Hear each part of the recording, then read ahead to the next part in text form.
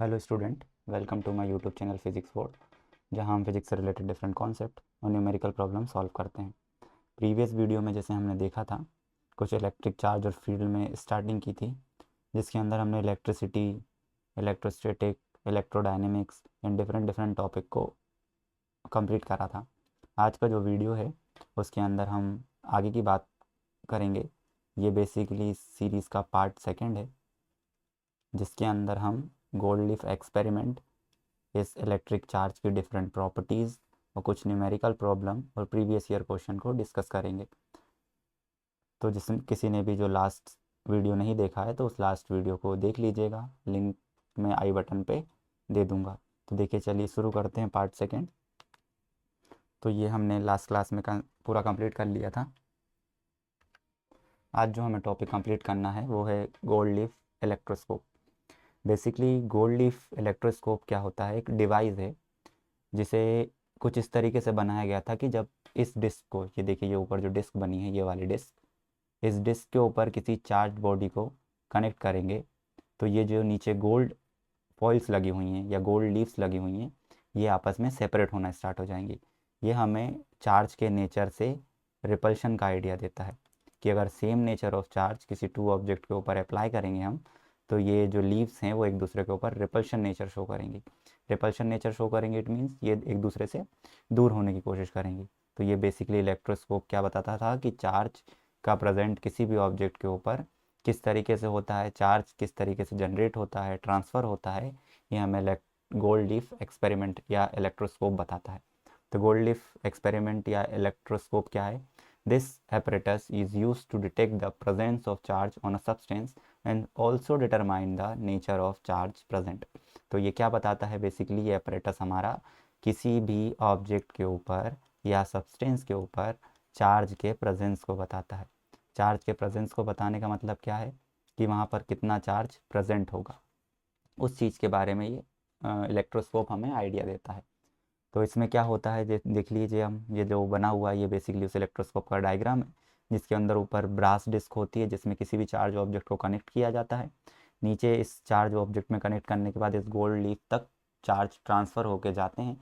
तो same nature of charge, जैसे मान लीजिए ये पॉजिटिव है तो इसके पीछे वाली फॉइल पे भी पॉजिटिव चार्ज जनरेट हो जाएगा, जिसकी वजह से ये एक दूसरे से रिपल करने का काम करती हैं। और ये एक मेटल फॉइल लगी है जो चार्ज के जनरेशन से हमें नेचर ऑफ चार्ज का आइडिया देती है कि वो पॉजिटिव होगा या नेगेटिव होगा। तो देखिए आगे पढ़ते हैं। When a charge body is brought near and touch to the disc, देखिए यही लिखा है, डिस्क से हमने किसी चार्ज ऑब्जेक्ट को टच करा, of gold leaves, then charge transfer on gold leaves. तो जो हमारा इधर पे चार्ज से कनेक्ट करने करने के बाद चार्ज पूरा कहाँ पर ट्रांसफ़र हो जाता है? गोल्ड लीफ के पास ट्रांसफ़र हो जाता है थ्रू मेटालिक रॉड।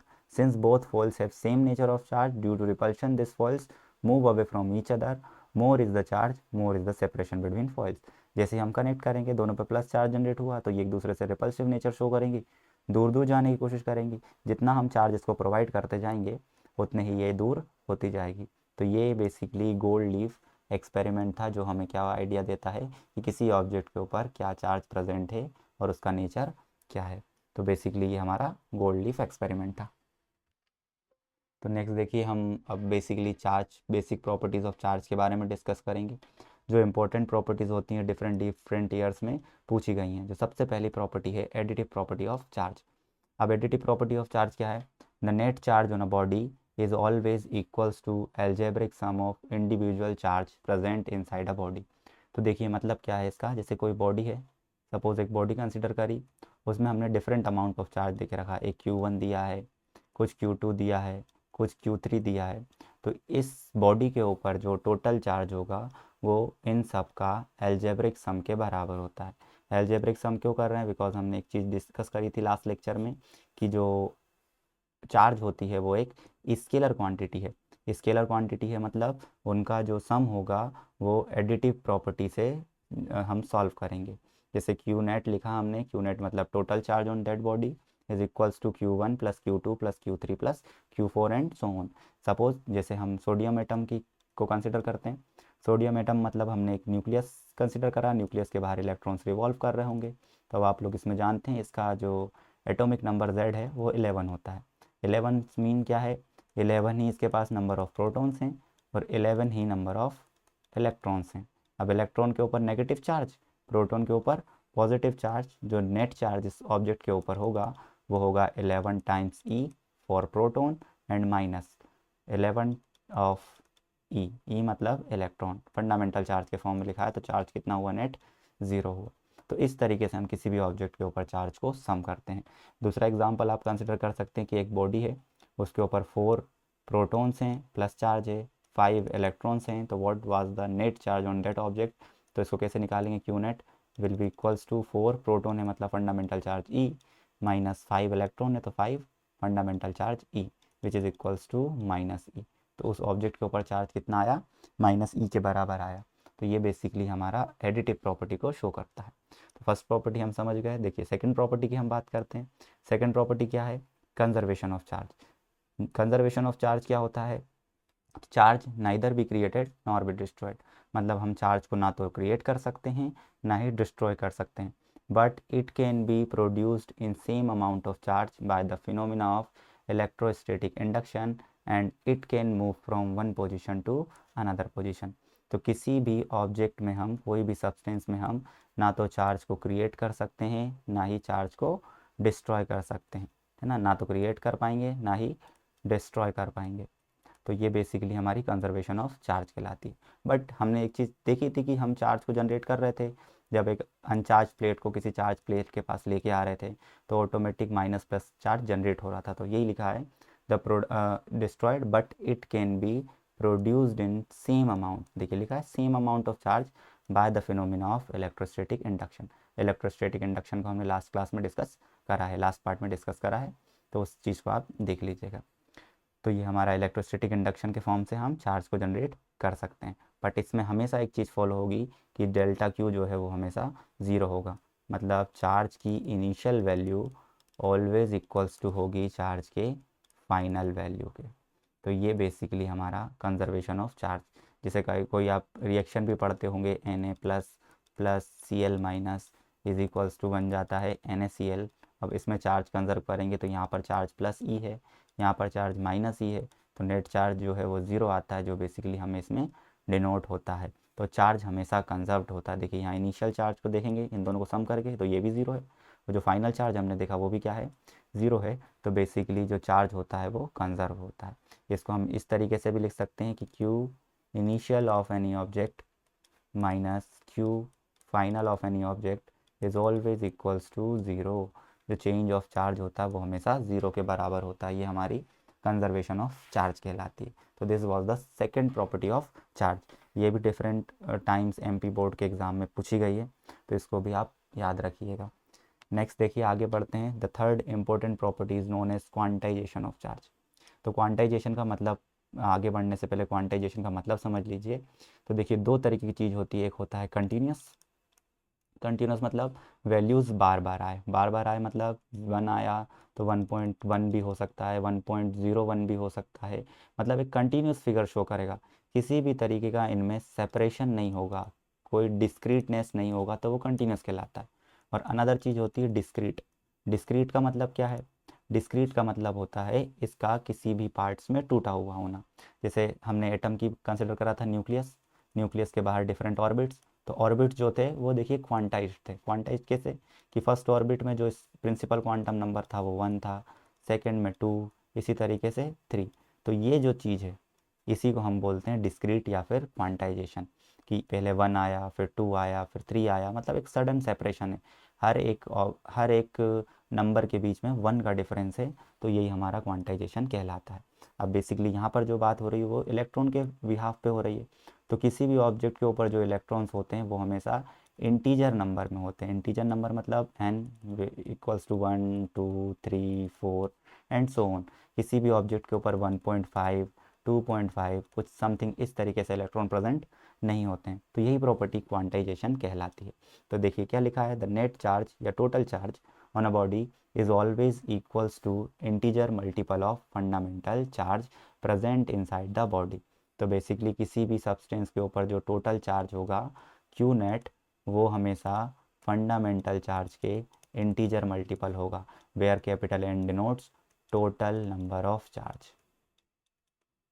तो ये हमारा बेसिकली क्वांटाइजेशन ऑफ चार्ज को रिप्रेजेंट करता है, क्योंकि हम खुद जानते हैं इस चीज़ को कि इलेक्ट्रॉन्स सिंगल वे में नहीं रह सकते, या 1.5 1.6 ऐसी वैल्यूज़ को ऑब्टेन नहीं कर सकते हैं, वो डायरेक्ट 1 होगा, 2 होगा, 3 होगा, 4 होगा।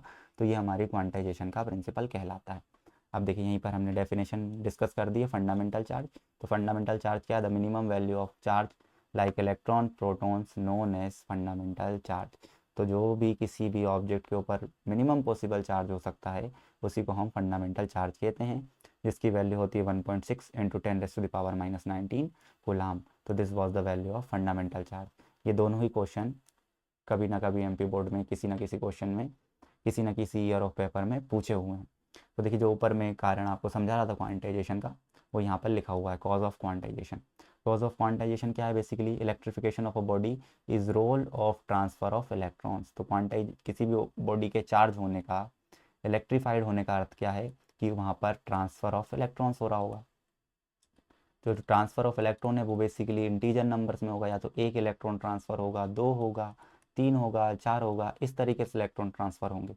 इसीलिए इस पर्टिकुलर टर्म को क्या कहा जाता है? Quantization of charge is that only integer number of electrons are transfer, the net charge on a body always integer multiple of electrons. तो जो हमने यहाँ पर लिखा हुआ है Q is equals to N E, यही हमारा क्या कहलाता है? Quantization of charge. Multiple of numerical problem solve by this formula.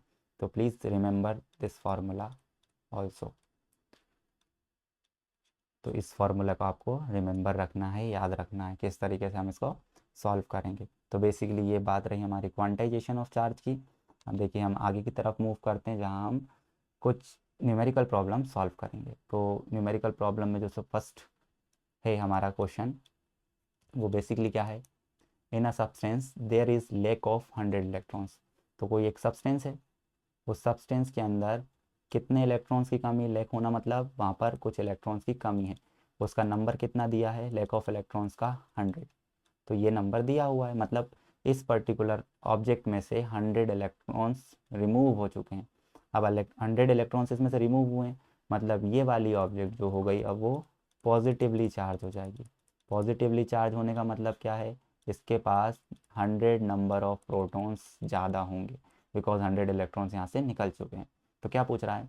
Electrons state quantity and type of charge on it. तो टाइप तो हमने देख लिया, वो पॉजिटिवली चार्ज है, बिकॉज इलेक्ट्रॉन वहाँ से निकले हैं, लैक हुए हैं, कमी हो गई है, तो पॉजिटिव चार्ज है। तो पहला चीज़ तो हमने यहाँ कंसिडर कर ली। अब उसका आप मैग्नीट्यूड निकालें कि मैग्नीट्यूड कितना होगा। तो this problem solve by the formula of quantization of charge which is equals to Q is equals to N E. तो एनी एन की वैल्यू कितनी है? 100 इंटू ई की वैल्यू याद रखना है आपको 1.6 इंटू 10⁻⁻19 कूलाम। जब इसको आप सॉल्व करेंगे तो 100 से 19 कटा तो 1.6 into 10⁻⁻17 coulomb charge present on that object in positive amount, because इतना ही नेगेटिव चार्ज वहाँ से रिमूव हो चुका है। तो ये हमारे इस प्रॉब्लम का सॉल्यूशन था। नेक्स्ट देखिए second question, the can a substance have charge of this coulomb. क्या किसी सब्सटेंस के ऊपर ये चार्ज पॉसिबल है? तो इस चीज़ को हमें निकालने के लिए हमें क्या निकालना पड़ेगा? एन। एन कैसे निकालेंगे? क्वांटाइजेशन ऑफ चार्ज की हेल्प से।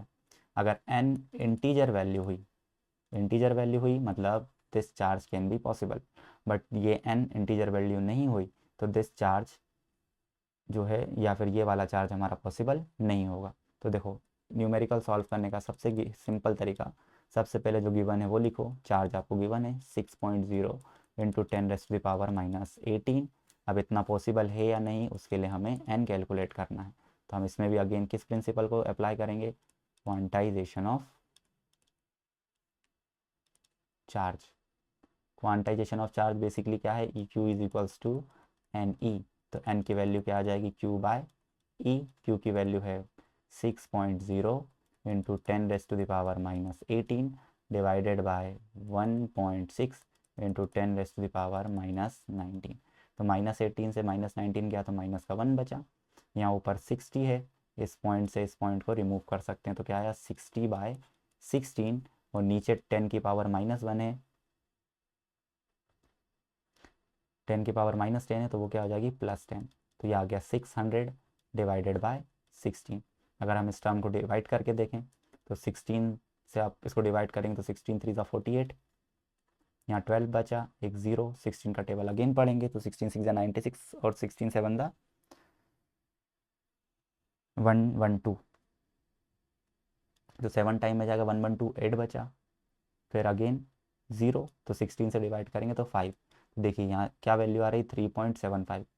ये 3.75 क्या इंटीजर होता है, तो ये हमारा नॉट इंटीजर, ये इंटीजर नहीं है। तो अब ये इंटीजर नहीं है मतलब this charge can not possible on any substance, तो ये वाला चार्ज हमारा पॉसिबल नहीं होता है। तो इन दो तरीके से कोई क्वेश्चन वो फ्रेम कर सकता है या आप लोगों से पूछ सकता है कि this charge can be possible और not, what are the number of electrons और proton present in a substance when charge given anything, कुछ भी हमें चार्ज वो दे दें पर हमसे वो नंबर ऑफ इलेक्ट्रॉन्स पूछ सकता है।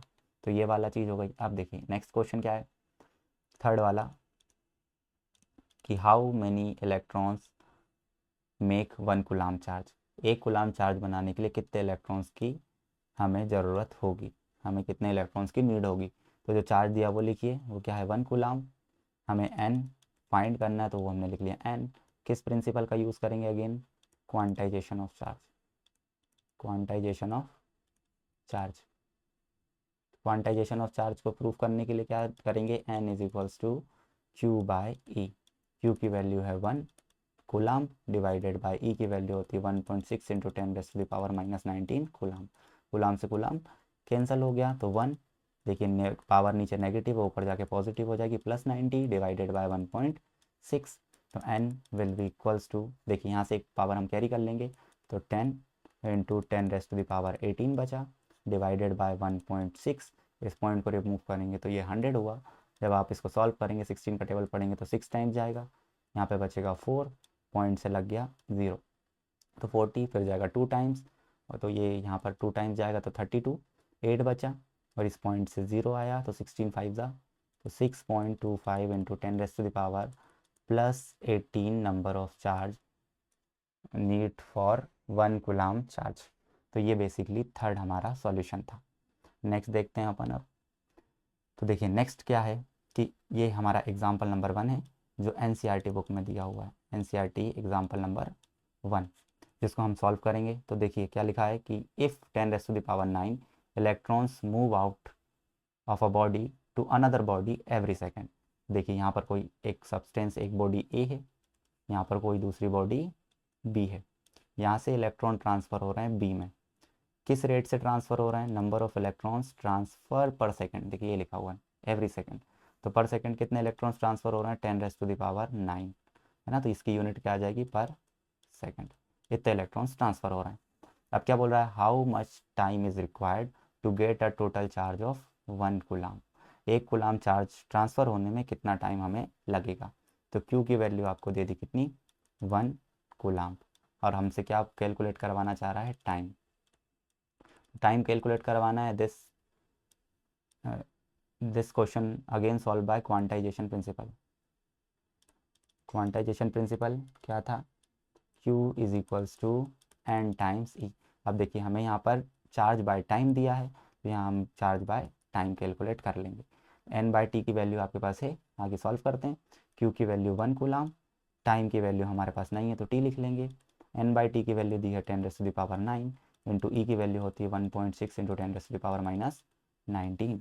तो यहाँ से क्या आ जाएगा, देखिए 1 coulomb divided by 1.6 into 10⁻⁻19 into 10⁻+9 which is equals to T. तो देखिए आप इसको सॉल्व करेंगे तो इसको तो हमने देखो अभी पिछले स्लाइड में सॉल्व करा इस पर्टिकुलर इतनी इतनी वैल्यू को, इतनी वैल्यू को सॉल्व करा जिसकी वैल्यू आई थी 6.25 इंटू 10⁻18 और डिवाइडेड बाय 10⁻9 टी। तो टी की वैल्यू कितनी आ गई, ये सेकंड में निकल के आ रही है, टी की वैल्यू आई 6.25 इंटू 10⁻9 से 18 कैंसिल होगा तो 9 सेकेंड। अगर आपको इसको ईयर में कन्वर्ट करना है तो ईयर में कैसे कन्वर्ट करेंगे, 6.25 इंटू 10⁻9, सेकेंड की जगह वैल्यू रखना है ईयर में, तो ईयर है तो ईयर में क्या इसे डिवाइड करना पड़ेगा, 365 डेज़ होते हैं, उन डेज़ में 24 आवर्स होते हैं, तो आर आ जाएगा, आर में 60 मिनट्स होते हैं और 60 मिनट में 60 सेकंड होते हैं, तो यहाँ से ये टी जो है ईयर में कैलकुलेट होके आ जाएगा। तो आप इसको सॉल्व कीजिएगा और कैलकुलेट कीजिएगा इसका आंसर कितना आ रहा है। तो ये हमारा एनसीईआरटी का एग्जाम्पल नंबर 1 था, जो कुछ इस तरीके से सॉल्व होगा। तो आप इसको लिख लीजिए, नोट डाउन कर लीजिए, और देखिए हम नेक्स्ट क्वेश्चन की तरफ चलते हैं, जिसमें क्वेश्चन नंबर क्या है, सेकंड। तो हम अब ये एग्जाम्पल नंबर सेकंड सॉल्व करेंगे, जो एनसीईआरटी बुक में दिया हुआ है। तो इससे पहले ये देख लीजिए, इसका जो आप जब कैलकुलेट करेंगे तो बेसिकली ये 198.1 ईयर के आसपास सॉल्व होके आएगा, जो एग्जाम्पल नंबर 1 है। अब देखिए नेक्स्ट क्वेश्चन हम सॉल्व करेंगे, जो एनसीईआरटी का एग्जाम्पल नंबर सेकंड है, जो क्या बोल रहा है कि how much positive and negative charge is there in a cup of water and 250 gram. तो देख लिए बेसिकली एक कप ऑफ वाटर है जिसमें 250 ग्राम वाटर भरा हुआ है, एक कप है जिसके अंदर 250 ग्राम वाटर भरा हुआ है, उसमें पॉजिटिव और नेगेटिव चार्ज की वैल्यू कितनी होगी ये हमें कैलकुलेट करना है। तो देखिए एक चीज़ तो कॉमन सी है कि वाटर है, तो वाटर का मीनिंग क्या हुआ कि वो H2O का मॉलिक्यूल है। H2O का मॉलिक्यूल है, मतलब जितने नंबर ऑफ प्रोटॉन्स होंगे उतने ही नंबर ऑफ इलेक्ट्रॉन्स होंगे, मतलब जितना उसके ऊपर पॉजिटिव चार्ज होगा उतना ही नेगेटिव अमाउंट का चार्ज होगा। नेगेटिव और पॉजिटिव चार्ज इक्वल होंगे because number of electrons and number of protons are equal. तो बेसिकली इसमें फ़र्क क्या है, तो हमें केवल किसी एक का निकालना है, तो हम पॉजिटिव चार्ज निकाल लेंगे, उतना ही अमाउंट ऑफ नेगेटिव चार्ज उसमें होगा। तो इसके अंदर देखिए हम कैसे सॉल्व करेंगे इसको। तो जब भी ऐसे 250 ग्राम वाली बात आती है या किसी भी सब्सटेंस का ग्राम में मास दिया होता है, तो उसमें number of electrons, number of protons या नंबर ऑफ़ मॉलिक्यूल्स किस तरीके से निकालते हैं।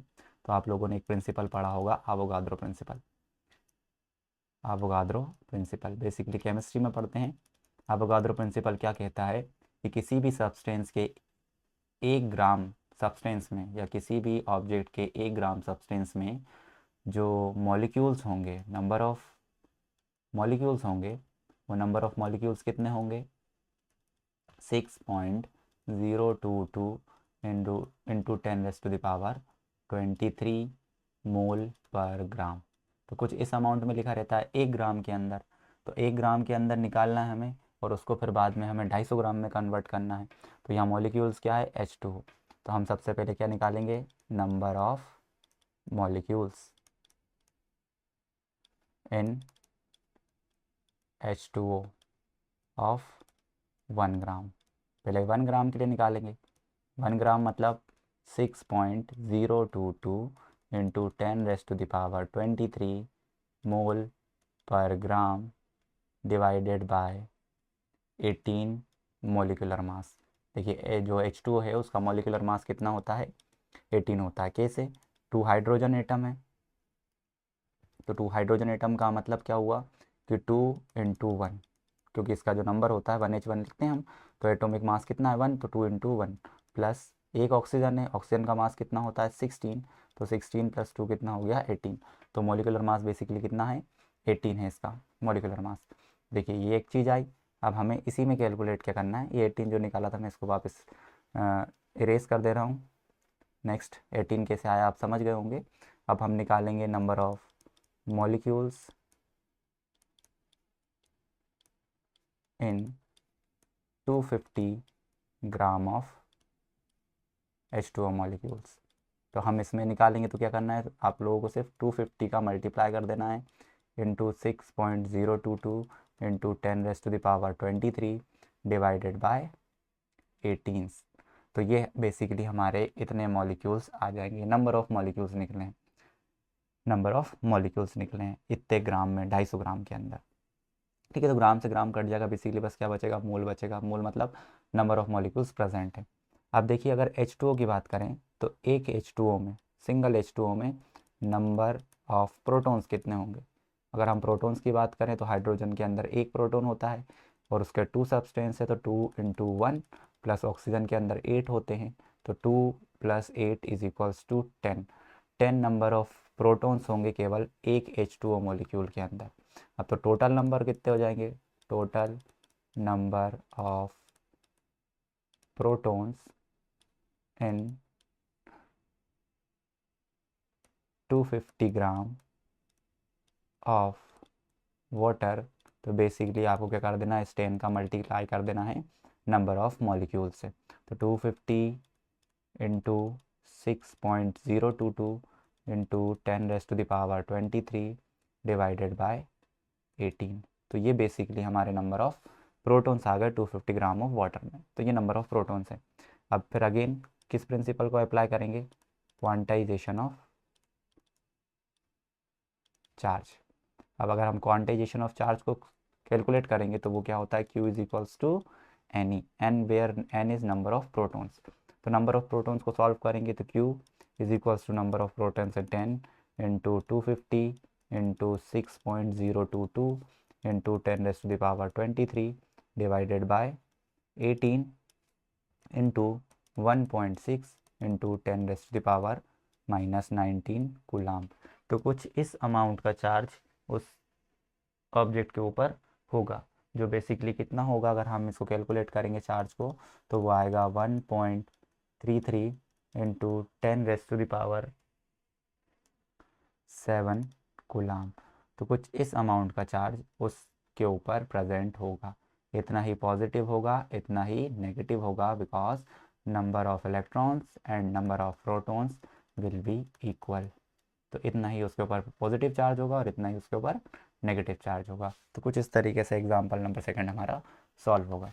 तो नेक्स्ट देखिए आप, जो थर्ड है इसके अंदर एक एडिशनल क्वेश्चन ऐड करा है, जो क्या है, 2 identical balls B1 and B2 are given by 7 picocoulomb and +4 picocoulomb charge, they are brought in contact. तो देखिए बेसिकली यहाँ पर एक बॉल ऑब्जेक्ट होगी जो होगी B1, इसी से जस्ट कॉन्टेक्ट में रखी है जो कौन सी है, B2। तो इन दोनों के ऊपर चार्ज कितना है, इसके ऊपर है -7 पिकोकुलाम, इसके ऊपर है +4 पिकोकुलाम, और इसके साथ एक और बोर्ड अटैच करके रख दी है जिसका नाम क्या है, B3। Contact in the third ball B3 and then separate if final charge on each ball is -2 picocoulomb. तो ये पहले कॉन्टेक्ट में रखी थी, फिर इसे बाद में सेपरेट कर दिया, मतलब B1 इधर आ गई, B2 इधर आ गई और B3 इधर चले गई। पहले कांटेक्ट में रखा फिर इसको इधर कर दिया। तो सबके ऊपर चार्ज कितना हो गया, 2 पिकोकुलाम, -2 पिकोकुलाम, 2 -2 पिकोकुलाम और देन -2 पिकोकुलाम। तो इसको सॉल्व करने के लिए जो हम यूज़ करेंगे वो क्या है, additive property of charge. Additive property of charge या कंजर्वेशन ऑफ चार्ज इसको हम बोल सकते हैं। कंजर्वेशन ऑफ चार्ज मतलब किसी भी ऑब्जेक्ट का जो फाइनल चार्ज होता है या इनिशियल चार्ज होता है वो हमेशा फाइनल चार्ज के बराबर होता है। तो देखिए सेपरेट करने से पहले इसके ऊपर चार्ज कितना था, हमें B3 का चार्ज पूछ रहा है तो हम इस पर चार्ज सपोज कर ले रहे हैं x। तो इनिशियल चार्ज कितना, जिसको हम Q इनिशियल लिख देंगे। Q इनिशियल मतलब -7 पिकोकुलाम +4 पिकोकुलाम देन +x। ये इनिशियल हो गया, जिसको हम कैलकुलेट करें तो -4 में से बचा तो -3 पिकोकुलाम +x। अब फाइनल चार्ज देखिए, Q final will be equals to कितना है, -2 picocoulomb -2 picocoulomb and then -2 picocoulomb which is equals to -6 picocoulomb. अब हमने कंजर्वेशन पढ़ा, Q initial is equals to Q final, दोनों बराबर होते हैं, दोनों को बराबर करेंगे तो फाइनल वाला है -3 picocoulomb plus x will be equals to -6 picocoulomb. तो x will be equals to -6 picocoulomb plus 3 picocoulomb which is equals to -3 picocoulomb. तो initial charge on B3 will be -3 picocoulomb. तो इस तरीके से हम इसको कैलकुलेट कर सकते हैं। तो ये थर्ड एक क्वेश्चन था।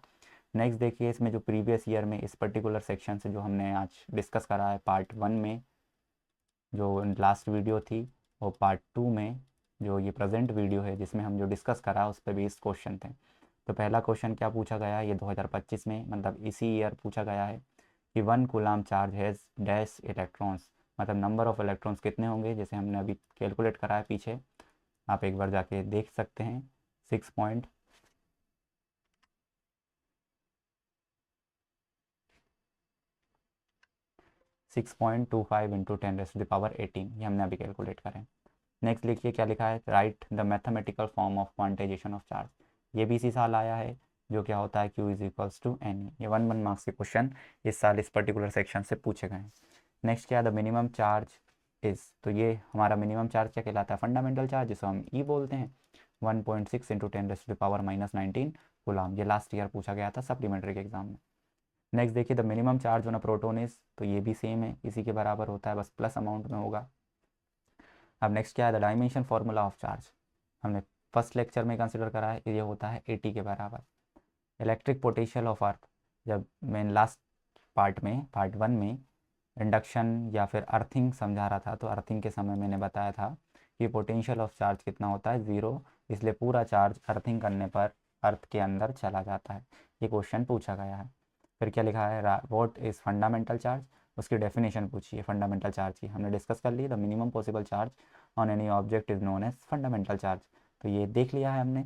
और इसकी वैल्यू लिखना है, तो ये वैल्यू इसकी यहाँ पर लिखी हुई है। तो आपने अगर ये लेक्चर पूरा अच्छे से अटेंड करा होगा तो प्रीवियस ईयर के जो 7 क्वेश्चन डिफरेंट डिफरेंट ईयर्स में पूछे गए हैं वो आपसे इजीली बन जाएंगे। तो बेसिकली आज की वीडियो में हम यहीं पर रैप अप करते हैं। अब आगे का काम जो है या आगे की जो चीज़ है कूलम्ब्स लॉ, हम नेक्स्ट पार्ट में डिस्कस करेंगे। तो यहाँ तक आप बिल्कुल प्रिपेयर कीजिए, इन सब के नोट्स बनाइए, इस नोट्स को लिखिए, क्वेश्चन सॉल्व कीजिए। किसी भी तरीके का क्वेश्चन आता है तो आप मुझे व्हाट कमेंट सेक्शन में राइट डाउन कर सकते हैं, मैं उस क्वेश्चन को नेक्स्ट स्लाइड में इंक्लूड कर लूँगा और उसका सॉल्यूशन दूंगा। तो thank you for watching the video.